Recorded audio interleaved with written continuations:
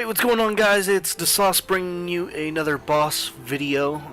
I don't want to say guide because, truthfully, I don't think I could give you a guide to this encounter. This was ridiculous. This was literally, in my opinion, a redesigned version of Ornstein and Smog from Dark Souls. Like, WTF all the way. This was ridiculous.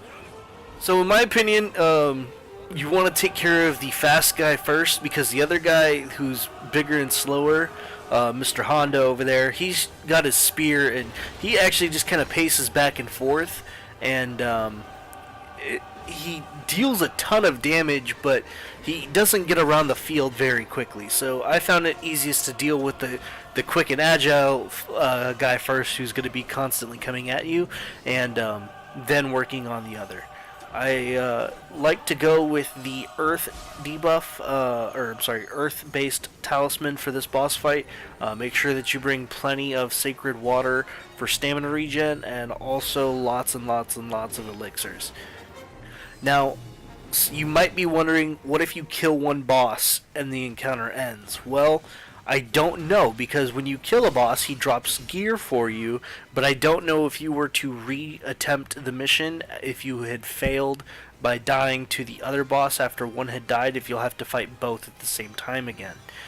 So that's kind of an interesting concept. I was wondering this a lot myself, but every time I killed one boss, because there's two missions that are like this, I was able to kill the other boss in the same attempt, so I never actually failed the mission in that way. So here it might be a bit of a good idea to pick up their gear that they drop once you've defeated them, just because it may disappear or it may stay there. I don't really have the answer to that. I also found it very useful to slow the target that you're not fighting. So if you're fighting the one, slow the other. The other mission that is available that's similar to this, where it's 2 versus 1, I highly recommend that you do this one first. That way you can prepare yourself for the other one, because the other one is the utmost ridiculous fight by far in this game. It's unfair in every way, and it took me like 30 some odd attempts.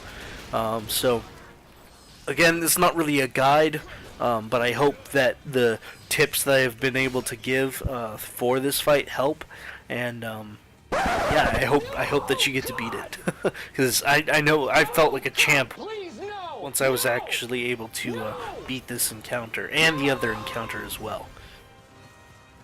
The other thing that I noticed with this fight is it's almost kind of like fighting 3 bosses, because if this guy summons his deer, he's gonna get this health regen off, and at that point you might as well just let him regen all of his health, because I didn't find it to be worth it to try to DPS him back down while he was consistently gaining all this health back. As you can see here, he's almost got all of his HP back that I just dealt to him, and after I just did that huge chunk, he's almost already back up to where he just was. So the deer's only going to do this once, that I noticed, so I wouldn't worry about it, but just let him regen to full HP in my opinion, and then go ahead and work him back down if you're not able to burst him before he pops the deer.